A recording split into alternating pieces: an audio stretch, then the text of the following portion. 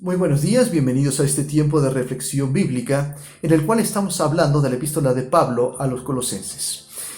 Cuando hablamos de cristianismo tenemos que pensar en aproximadamente 2.400 millones de personas alrededor del mundo que profesan esta fe.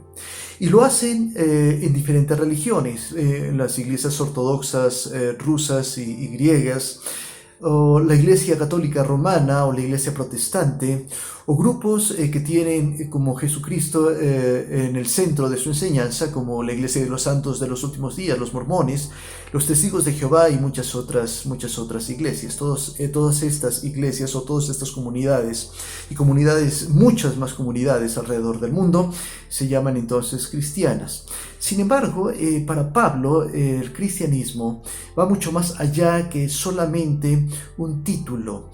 Para Pablo es importante que el cristiano se adhiera a aquel que es su líder, sepa quién es su líder, lo conozca, trate de conocerlo y además trate de conocer su obra y adherirse a su obra o que su obra esté en él mismo.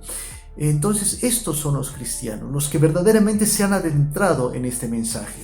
Dice Pablo, leo rápidamente lo que dice Pablo en el capítulo 2 de Romanos, hablando por ejemplo de los judíos. ¿Quién considera él que es judío? Dice, no es judío el que lo es exteriormente, ni es la circuncisión la que se hace exteriormente en la carne, sino que es judío el que lo es en el interior, y la circuncisión es la del corazón. Es decir, la religión no está en el exterior, la religión está en el interior. El verdadero cristiano no es una etiqueta, sino es alguien que vive esta fe, es alguien que se apasiona por esta fe, y esto es lo que nos dice entonces Pablo. ¿Por qué nos dice esto? Porque estamos en la epístola a los Colosenses, y hay que recordar que esta epístola fue escrita por Pablo en el año 60 después de Cristo. Y la intención de Pablo, desde la cárcel, hay que recordar que esta fue escrita en la cárcel, la intención de Pablo era refutar una herejía que se estaba dando en la iglesia de Colosas, y no solamente en esa iglesia, sino en toda la región. Y esta herejía tenía que ver con los gnósticos. Los gnósticos era un grupo que existían desde tiempo antes, y entonces cuando llegó el cristianismo, los gnósticos se adhirieron, algunos de ellos se adhirieron, y además adhirieron las enseñanzas cristianas a sus propias enseñanzas. Vamos a hablar un poquito en estos momentos de lo que son las enseñanzas gnósticas, cómo es que ellos pensaban. Primeramente, ellos creían en una creación dual, y estoy hablando de la espiritual y la material. La espiritual es buena y la material es mala. Entonces, para los gnósticos todo lo que es espiritual es bueno, y todo lo que es material, el cuerpo, todo lo que es la creación material, lo que se puede ver, eso es malo. Entonces existe esta dualidad. En cuanto a Dios, los gnósticos piensan en un Dios supremo que tiene eones o que tiene emanaciones. De este Dios salen emanaciones, y que tienen una función en toda la creación visible e invisible, y cada uno tiene una función diferente. Por ejemplo, existe la emanación sabiduría, o que es la Sofía. Esta es una emanación de Dios que tiene un propósito dentro de toda la creación visible o invisible. O tenemos otra emanación, otro eón, que es el eón Cronos, que es el tiempo. Es otra emanación de Dios y que tiene un propósito, y no tenemos que decir este el propósito, es lógico, dar una secuencia, dar el tiempo a los seres humanos. Pero no solamente a los seres humanos, sino a todo lo que existe. Pero por el otro lado hay otra emanación, otro eón, y ese es el demiurgio. Y cuando estamos hablando del demiurgio en los gnósticos, tenemos que pensar en una emanación que hizo o que tuvo a su cargo la creación del universo, de todo lo que se ve, de todo lo que es material. Y hay que recordar que, como para los gnósticos lo material es malo, entonces este eón, esta emanación, es una emanación inferior, es una emanación maligna que ha hecho la creación. A propósito, hay que recordar que los gnósticos confunden las escrituras hebreas y cristianas con sus propias creencias, y entonces ellos han dicho que este eón demiurgio, que es el eón que hizo toda la materia, es Yahvé en las escrituras judías. Es decir, este Yahvé que hizo los cielos y que hizo la tierra y que hizo lo material es el Dios del Antiguo Testamento. Y para los gnósticos, no para nosotros, para los gnósticos, este Yahvé es un eón inferior, es un eón malo que ha hecho lo que es material, lo que a propósito es malo para ellos. Pero también existe otro eón, que es el eón superior, que nos viene a liberar de esa cautividad de lo material. Y este eón para los gnósticos, asociándolo con el cristianismo, es Jesucristo, porque Jesucristo nos viene a liberar de la carne para entonces llevarnos al mundo espiritual. Es un eón, no es Dios mismo, es un eón muy cerca al Dios supremo, pero no es el Dios supremo. ¿Qué hay con la salvación? Los gnósticos decían que la salvación no se da, obviamente no era a través de la sangre de Jesucristo, como nosotros lo creemos, sino es a través del conocimiento. Gnóstico viene de la palabra gnosis, y gnosis quiere decir conocimiento. Es decir, había personas que iban adquiriendo un conocimiento, una revelación del Dios superior, iban teniendo esa revelación, y conforme iban teniendo esta revelación misteriosa, secreta, estas personas comenzaban a dejar cada vez más su cuerpo hasta llegar a la parte espiritual. Entonces esa era la salvación, salir del cuerpo para llegar a la parte espiritual, a ese conocimiento supremo. Obviamente esto no es lo que nosotros pensamos, pero sí es lo que creían los gnósticos, y esos gnósticos se habían infiltrado dentro de las iglesias de Colosas, de la región del Asia Menor, y a través de ello habían corrompido estas escrituras, el Evangelio. Por lo tanto, entonces Pablo necesita contrarrestar esto. Entonces, teniendo este contexto filosófico que se estaba dando en el tiempo de los colosenses, o esta herejía que se estaba infiltrando, que se trataba de infiltrar, entonces ahora vemos lo que nos dice Pablo. Leo Colosenses capítulo 1, versículos 15 al 23. Dice así: Él es la imagen del Dios invisible, el primogénito de toda creación, porque en Él fueron creadas todas las cosas, las que hay en los cielos y las que hay en la tierra, visibles e invisibles, sean tronos, sean dominios, sean principados, sean potestades. Todo fue creado por medio de Él y para Él. Y Él es antes que todas las cosas, y todas las cosas en Él subsisten. Y Él es la cabeza del cuerpo, que es la iglesia, que es el principio, el primogénito de entre los muertos, para que en todo tenga prominencia, por cuanto agradó al Padre que en Él habitase toda la plenitud, y por medio de Él reconciliar consigo a todas las cosas, así las que están en la tierra como las que están en los cielos, haciendo la paz mediante la sangre de su cruz. Y vosotros también, que erais enemigos en otro tiempo, extraños en vuestra mente, haciendo malas obras, ahora os ha reconciliado en su cuerpo de carne, por medio de la muerte, para presentaros santos y sin mancha e irreprensibles delante de Él. Si en verdad permanecéis fundados y firmes en la fe, y sin moveros de la esperanza del Evangelio que habéis oído, el cual se predica en toda la creación que está debajo del cielo, del cual yo, Pablo, fui hecho ministro. Leamos poco a poco y tratemos de desmenuzar, tratemos de reflexionar parte a parte esto que acabamos de leer en Colosenses 1, 15 al 23. Comienza diciendo el versículo 15, Él es la imagen del Dios invisible. Jesucristo es la imagen del Dios invisible. Dice la palabra de Dios ahí en el Evangelio de Juan, que en el principio era el verbo era con Dios y el verbo era Dios, y este verbo fue hecho carne y habitó entre nosotros. Y parte del propósito de este verbo era darnos a conocer al Padre. Al Padre nadie lo ha visto jamás. El Padre es invisible. El Padre existe, pero no lo alcanzamos a ver. Sin embargo, Jesucristo vino para darnos a conocer al Padre. Aquí dice que es la imagen del Dios invisible. En cierta ocasión Felipe le preguntó a Jesús, muéstranos al Padre. Le dijo a Jesús, muéstranos al Padre y nos basta. Entonces Jesús volteó y le dice, Felipe, tanto tiempo he estado con vosotros y dices, muéstranos al Padre. El que me ha visto a mí, ha visto al Padre. Lo que Jesús quería decir es que Él reflejaba lo que era el Padre. Las palabras de Jesús serían las palabras del Padre. Las ideas, los sentimientos, la voluntad de Jesús era la voluntad del Padre, porque ellos simplemente son uno, una unidad indivisible. Por lo tanto, el que ha visto a Jesús ha visto al Padre, y lo que nos está diciendo Colosenses aquí es que Jesús es la imagen del Dios invisible, la completa imagen del Dios invisible. Dice el primogénito de toda la creación. Tenemos que aclarar un poquito esta palabra primogénito, porque nosotros pensamos que el primogénito tiene que ver con el primer nacido. Y entonces esto nos podría llevar a pensar que Él fue creado al principio de toda la creación. Sin embargo, en la idea judía, el primogénito va más allá del primer creado, del primer ser creado, sino tiene que ver con la importancia que tenía el hijo dentro de la familia. Por ejemplo, hay que recordar que Esaú vendió su primogenitura. Él había nacido primero, sin embargo vendió su primogenitura a Jacob, y con ello ciertos privilegios y también ciertas responsabilidades.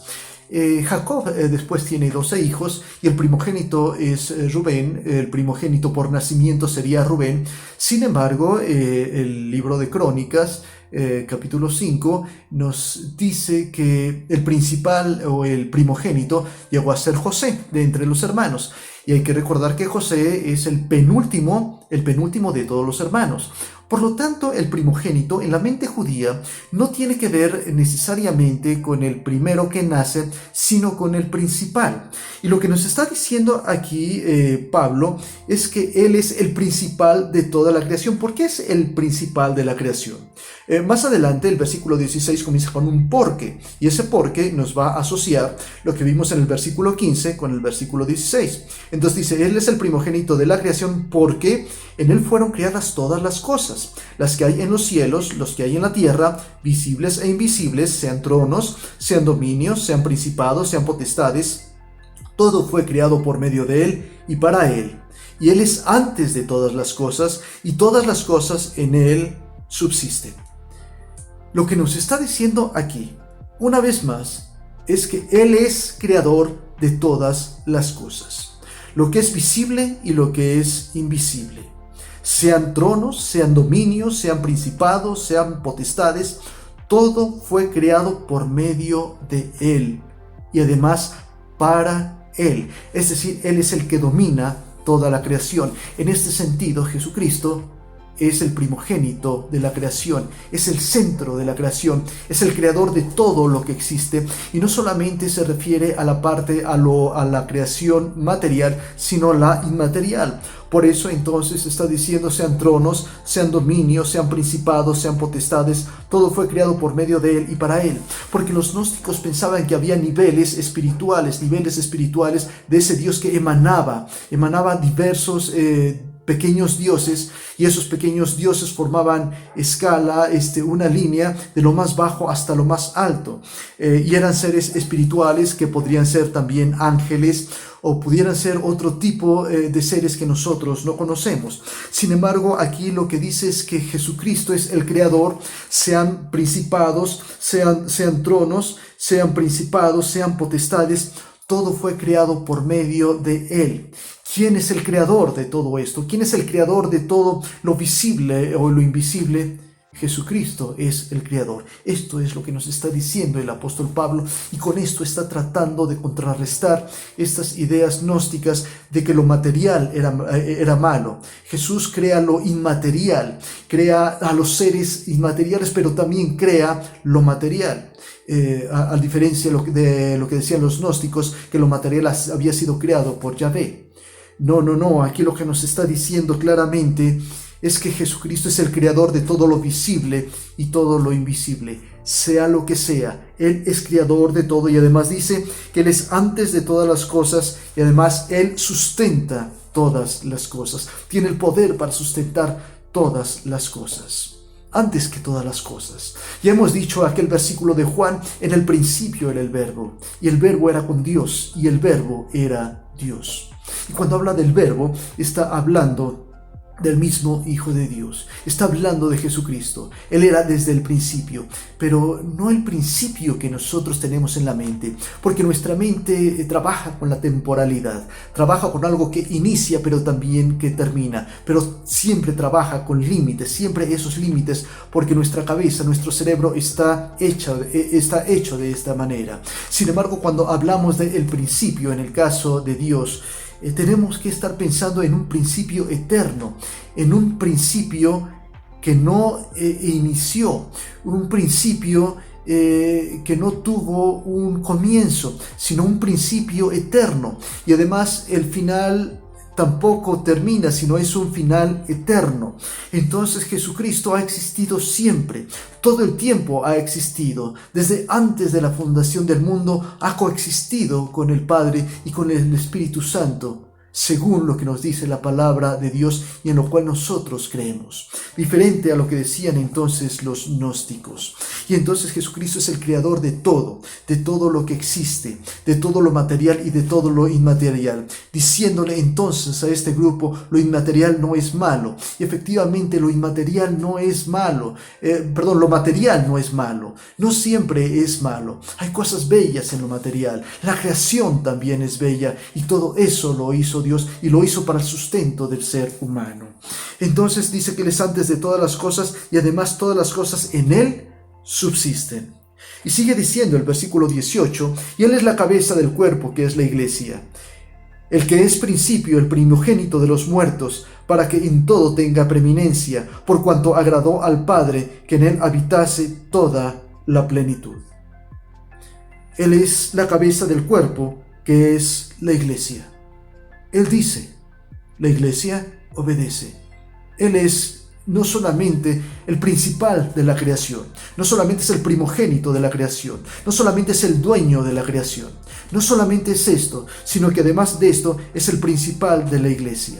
Y además de ser el principal de la iglesia, dice que Él murió y resucitó, y dice que es el primogénito de entre los muertos, es decir, que el primero que va a resucitar. Y después de esto vendrán los demás que van a resucitar, que seremos también nosotros, si es que nosotros también creemos en Él. Ahora, esto es algo importante. Entonces le diríamos a un gnóstico, ¿por qué cuando Jesús muere, después de la muerte, tiene que resucitar y tomar una vez más un cuerpo? Si al fin y al cabo ya había sido liberado de ese cuerpo material, bueno, hubiera podido ser simplemente un espíritu que regresara a Dios y se acaba. Sin embargo, Jesús vuelve a tomar un cuerpo. Por lo tanto, el cuerpo material no es malo. El cuerpo material tiene que ver con la integridad del ser humano. Es decir, somos espíritu, somos alma y somos cuerpo, y todo el Señor lo ha hecho, todo el Señor lo fabricó, todo eso Él lo creó en nosotros. Por lo tanto, entonces no puede ser malo. Y entonces dice que también en Él dice, por cuanto agradó al Padre que en Él habitase toda la plenitud. Otra vez, habitar toda la plenitud. ¿La plenitud de qué? La plenitud de Dios. Es decir, solamente en Dios puede habitar la plenitud de Dios, porque nada más, en ningún otro ser podría habitar toda la plenitud de Dios. ¿Qué es la plenitud de Dios? ¿Qué tan grande es la plenitud de Dios? Simplemente la respuesta es infinita. La plenitud de Dios no tiene fin. La plenitud de Dios no se puede medir, no tiene un límite. Por lo tanto, si en Él está toda la plenitud de Dios, Él tampoco tiene un límite. Jesucristo tampoco tiene un límite. En este sentido, habíamos hablado del primogénito, el primogénito de la creación. Él es el primogénito porque Él es el Dios que hizo la creación. Todo, lo visible, lo invisible, absolutamente todo fue hecho por Él y para Él. Por eso Él es el jefe, por eso Él es el Señor, Él es el Rey de reyes y Señor de señores. Porque Él lo hizo, Él lo creó y también fue creado para Él, para su honra, también para su gloria y también para su alabanza. Y entonces sigue diciendo, versículo 20, y por medio de Él reconciliar consigo todas las cosas, así las que están en la tierra como las que están en los cielos, haciendo la paz mediante la sangre de su cruz. Y vosotros también, que erais en otro tiempo extraños y enemigos en vuestra mente, haciendo malas obras, ahora os ha reconciliado en su cuerpo de carne, por medio de la muerte, para presentaros santos y sin mancha e irreprensibles delante de Él. Dos cosas nos habla en esta sección que acabamos de leer entre el versículo 20 y el versículo 22. Y habla de la reconciliación.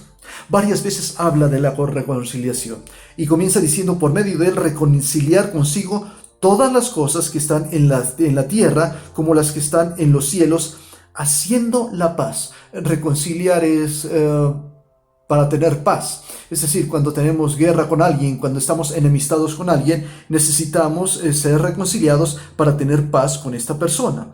Entonces dice, haciendo la paz mediante la sangre de su cruz. Una de las cosas que creían los gnósticos es que Jesús solamente era apariencia, ya que Jesús era un eón superior según los gnósticos, otra vez, no según nosotros, según los gnósticos. Entonces ese Jesús no debió de haber tenido carne, sino más bien ellos creían que lo que la gente veía en Jesús cuando Él estaba en la tierra era solamente una apariencia. Era espíritu con apariencia de carne, pero en realidad Él no tenía carne, puesto que la carne, hay que recordar que para los gnósticos era algo malo. Sin embargo, aquí nos está diciendo algo, y lo que nos dice es que Él ha hecho la paz mediante la sangre de su cruz. Y más adelante en el versículo 22 dice, y en su cuerpo de carne por medio de la muerte. Lo que está diciendo Pablo es, Jesús es totalmente hombre, es totalmente materia, no como lo dicen ustedes, señores gnósticos. Jesús es totalmente materia, es totalmente carne, es totalmente humano y tiene sangre. Y a través de esa sangre, los seres humanos han sido reconciliados. Y no solamente los seres humanos, sino la misma creación de todo lo que está arriba en los cielos y en la tierra ha sido reconciliado con el Creador. A través de su sangre, a través de su cuerpo. Jesús es totalmente hombre. ¿Y por qué necesitaba ser hombre? Porque por un hombre entró el pecado al mundo. Por un hombre entró la muerte a este mundo. Y es necesario que alguien también que nos represente a los hombres, que es Jesucristo, también nos libere de ese pecado, de lo que hizo el primer Adán. Por lo tanto, entonces dice que en Él son reconciliadas todas las cosas. Es interesante que dice de lo que está arriba en los cielos y también en la tierra, y después habla también de nosotros. La creación, dice el apóstol Pablo en el capítulo 8 del libro de Romanos, fue sujetada a vanidad, y fue sujetada por nuestro proceder como seres humanos. Pero no solamente eso, sino también Romanos 8 nos dice, porque también la creación misma será liberada de la esclavitud de la corrupción. Es decir, que la creación está presa en una corrupción. Ahora, no estamos hablando de una corrupción moral, como podríamos imaginar, sino estamos hablando de una corrupción que muere, algo que nos lleva a la muerte. Cuando un cuerpo se corrompe, se comienza a deshacer, se comienza a pudrir, y entonces esto lo corrompe, es algo que muere, es algo que se deshace. A eso se refiere, porque Dios inicialmente había pensado en una creación no corrupta, una creación que viviera siempre en completa armonía, según podríamos ver, por ejemplo, en el libro de Isaías, capítulo 11, donde habla de la convivencia de los seres de la creación. Y entonces, en estos momentos nos está diciendo que la creación fue sujeta a vanidad, pero a través de la cruz, a través de la sangre de la cruz, nos está diciendo Pablo, se reconcilia toda la creación. Ahora, ¿por qué la creación fue sujeta a vanidad? ¿Por qué la creación ahora es corrupta o se corrompe? fue precisamente por la culpa del ser humano. Hay que recordar que el ser humano es parte de la creación, y como parte de la creación pecó contra Dios, y por el ser humano toda la creación entonces es sujeta a vanidad y es corrupta, al igual que el ser humano, el cual también va a morir. Sin embargo, nos dice el versículo 21, y a vosotros también que erais en otro tiempo extraños y enemigos en vuestra mente, haciendo malas obras, ahora os ha reconciliado. Ahora entra con lo que sucede con el hombre. ¿Por qué estamos mal? ¿Por qué necesitamos reconciliarnos con él? Precisamente porque éramos extraños, enemigos en nuestra mente. Pensábamos diferente a Dios. Hacíamos las cosas diferente a Dios. Por eso dice, haciendo malas obras. Dios es un Dios de bien y nosotros decidimos hacer las cosas mal. Pero ahora Él nos ha reconciliado. La paga del pecado es la muerte, dice la Biblia. Sin embargo, la dádiva de Dios es vida eterna en Cristo Jesús. La paga del pecado es muerte, y muerte quiere decir separación. Necesitamos una reconciliación, porque nos hemos separado, nos hemos extraviado de Dios. Cuando hemos hecho lo malo delante de sus ojos, cuando hemos transgredido su voluntad y sus reglas, sus leyes, entonces nos hemos separado de Dios. Pero no solamente de Dios. Cuando hemos pecado también nos hemos separado de nuestras familias. Nos hemos separado de nuestros compañeros, de nuestros amigos.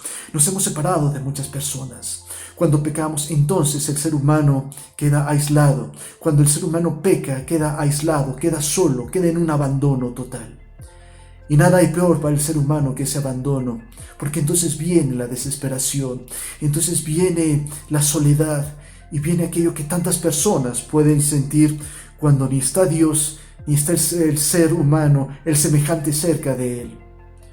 Dice la palabra de Dios que, sin embargo, a pesar de nuestra maldad, Él nos reconcilió en la sangre de la cruz. Y nos sigue diciendo el versículo 22, en su cuerpo de carne, por medio de la muerte, es decir, por medio de su muerte, Él quitó nuestro pecado. Él es el Cordero de Dios que quita los pecados del mundo. Es decir, que Él, a través de su muerte, fue el Cordero que murió en lugar suyo, llevando mis pecados y llevando sus pecados en la cruz del Calvario. Dice el libro de Isaías que el precio de nuestra paz fue sobre Él, sobre el Cordero que fue llevado al matadero. Por eso dice que en su cuerpo de carne, por medio de la muerte, para presentarnos santos y sin mancha, irreprensibles delante de Él. Esto es bellísimo. Esto es bellísimo.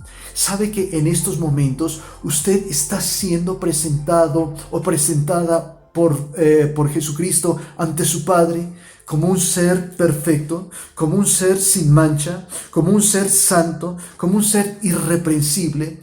Es decir, que nadie puede decir que nosotros somos pecadores, porque Él nos presenta delante de Él como no pecadores, como totalmente justificados. Él ha muerto por nuestros pecados y nos ha limpiado de nuestros pecados, los pasados, los presentes y los futuros. No nos podíamos presentar a Dios, no podíamos estar en su presencia, porque hay que recordar que Dios es un Dios de santidad. Es un Dios santo, un Dios que no admite ninguna mancha delante de Él. Y nosotros, manchados con nuestro pecado, no podíamos estar en su presencia. Por cuanto todos pecamos, estamos alejados de la gloria de Dios. Esa es la regla de Dios, pero lo que hizo Jesucristo en la cruz a través de su sangre fue pagar por nuestra libertad, pagar para que nuestros pecados quedaran atrás, para que quedaran borrados, y entonces ahora nos podemos presentar a la misma presencia de Dios totalmente limpios. Él en este día, hoy, exactamente hoy, en el momento que usted está viendo este video, Jesucristo lo está presentando a usted ante su Padre como una persona totalmente limpia. Pero ¿cómo? Si es que tengo pecado. Sí, pero hubo alguien que llevó su pecado en la cruz. Y déjeme decirle algo. Ahora por eso usted se puede acercar a Dios. Me encanta el Salmo 23. Jehová es mi pastor y nada me faltará. En lugares de delicados pastos me hará reposar. Junto a aguas de reposo me pastoreará. Él confortará mi alma. Y también dice el Salmo que aunque ande en valle de sombra de muerte, no temeré mal alguno, porque tú estarás conmigo. Dios está con nosotros en todo momento, no porque lo merezcamos. Él nos conforta en esas aguas, en esos pastos verdes. Nos lleva a pastar ahí. Nos lleva a aguas de reposo. Y aun cuando estemos en momentos difíciles, de todos modos Él promete estar con nosotros. Por eso es que el creyente tiene una esperanza viva, y aún en los peores momentos existe la esperanza y esa compañía de ese Dios que en el momento más difícil lo abraza y le dice: aquí estoy junto a ti. Pero esto solamente fue posible porque Jesucristo nos abrió el camino hacia Él y Él hacia nosotros. Tenemos el camino abierto y entonces podemos acercarnos con toda confianza y no solamente decirle Padre, sino decirle Papito. Papito, te necesito. Papito, quiero que estés cerca de mí. Y Él dice: estoy cerca de ti. Y le podríamos decir: ¿cómo es posible que estés cerca de mí si he pecado tanto? Pero Él dice: no importa, porque mi Hijo Jesucristo ha pagado ya por ti y ahora yo te amo y tú me amas. Tan grande es el amor de Dios. ¿Por qué Dios mandó a su Hijo?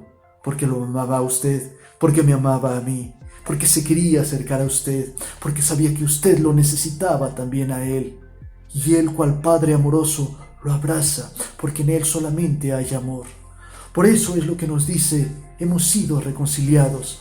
Y déjeme aprovechar, porque cuando hemos sido reconciliados, entonces tenemos una nueva forma de vivir, una vida diferente. Antes lo que nos llevó al pecado fue nuestro egoísmo, pensar solamente en nosotros.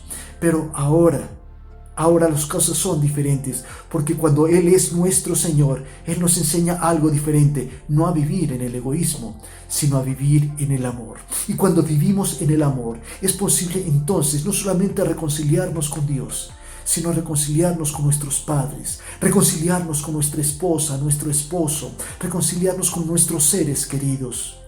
Porque ahora vivimos en amor y es mucho más fácil ser aceptado y es mucho más fácil inyectar en los demás ese amor que Dios nos ha puesto y volver a restaurar relaciones que a veces han sido tan dañadas. Eso es lo que ha hecho el Señor por nosotros. Versículo 23, si en verdad, es decir, la reconciliación es, atención con lo que dice el versículo 23, si en verdad permanecéis fundados y firmes en la fe y sin moveros de la esperanza del Evangelio. Note, esto es si en verdad permanecemos fundados y firmes. Por eso decía que esto no es para todos los que se llaman cristianos, no es para los 2.500 millones de seres humanos que se llaman cristianos, no es una etiqueta, solamente es para aquellos que permanecen fundamentados y firmes en la fe y sin moverse de la esperanza del Evangelio, es decir, no se mueven, están fundados, están firmes en la fe, solamente para ellos. ¿Cuántas personas hay en Latinoamérica? ¿Cuántas personas hay en México? Y seguramente si usted va y le pregunta a cualquiera, pues muchos le van a decir: sí, soy cristiano. Pero ¿cuántos de ellos están realmente fundados y firmes en la fe y sin moverse de la esperanza de Dios? ¿Cuántos de ellos podrían ser así? Me atrevo a pensar que son entonces pocos, porque la fe no solamente se dice, la fe no solamente se habla, no solamente es decir soy cristiano, sino es vivir el cristianismo.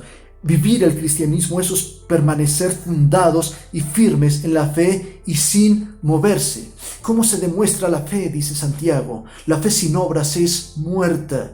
Es decir, la fe se da o la fe se enseña a través de las obras. Las obras no nos salvan, es cierto, pero dan evidencia de lo que realmente nosotros somos. ¿Para quién es la reconciliación? ¿Para quién es Dios? ¿Para quién es esa compañía tan linda, tan bella, de ese Dios tan grande, de ese Dios invisible, de ese Dios que está cerca de nosotros a través de Jesucristo? ¿Para quién es esta esperanza? Es solamente para aquellos que son cristianos, pero cristianos de acuerdo a lo que dice la Biblia. Porque quiero decir una cosa más. Hay muchas personas que hoy creen en Cristo, pero creen en el tarot. Creen en Cristo, pero a la vez creen en la Santa Muerte. Y también creen en Él, pero también su horóscopo. Y van a que le lean la mano. Y se meten a un montón de creencias, a un montón de cosas.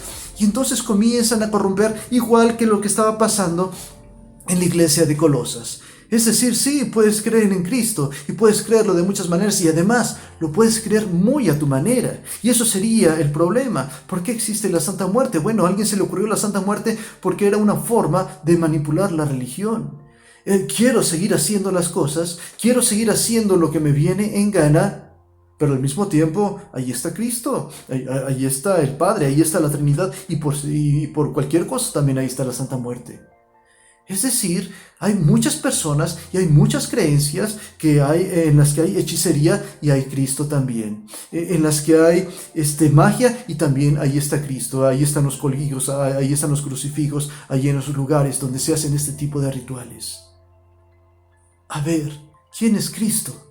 Cristo es el primogénito de la creación, es el más grande de la creación, es la cabeza de la iglesia. Y si es la cabeza de la iglesia, según lo hemos visto en estos momentos, tenemos que pensar que entonces tenemos que obedecer, tenemos que sujetarnos a lo que dice Él, no sujetarlo Él a nosotros, como lo hacen muchas otras personas. En el Cristo que creemos es en el Cristo de la Biblia, en el Cristo que nos enseña la Biblia. El Rey de Reyes, el Señor de Señores, el primogénito de la creación, aquel que nos ha reconciliado a través de la cruz con el Padre. Los gnósticos podrían decir una cosa, los adoradores de la Santa Muerte pueden decir otra cosa, la santería puede decir otra cosa, pero lo que nos dice la Biblia es palabra de Dios y es autoridad de Dios. El Cristo que predicamos es el Cristo que viene en la Biblia, no el Cristo que otros nos dicen o que otros nos han metido en la cabeza a través de sus creencias, a través de mezclar una serie de religiones, una serie de creencias. Le invito a que si usted se llama cristiano, realmente lo sea. Y si en estos momentos no hace la voluntad de Dios, si en esos momentos no ha conocido a Jesús como lo debería de conocer, le invito a que lo haga. Realmente esto va a traer mucha bendición a su vida. Y no solamente a su vida, sino a la vida de su familia. En Jesucristo hay vida, pero no en el Jesucristo que nos traen algunas creencias, algunas filosofías. En el Cristo de la Biblia, porque el Cristo de la Biblia no es temor. El Cristo de la Biblia es amor, es benignidad, es bondad, es fe para cada uno de nosotros. En el Cristo de la Biblia hay vida para usted y también hay vida para su familia. Acérquese, haga de Él su cabeza, haga de Él su Señor, haga de Él su amigo, entable una relación bella con Él. Entonces, y solo entonces, se podrá usted llamar verdaderamente cristiano. De lo contrario, solamente será una etiqueta. Que no sea así. Que Dios le bendiga. Nos vemos dentro de 8 días, si Dios nos da la vida.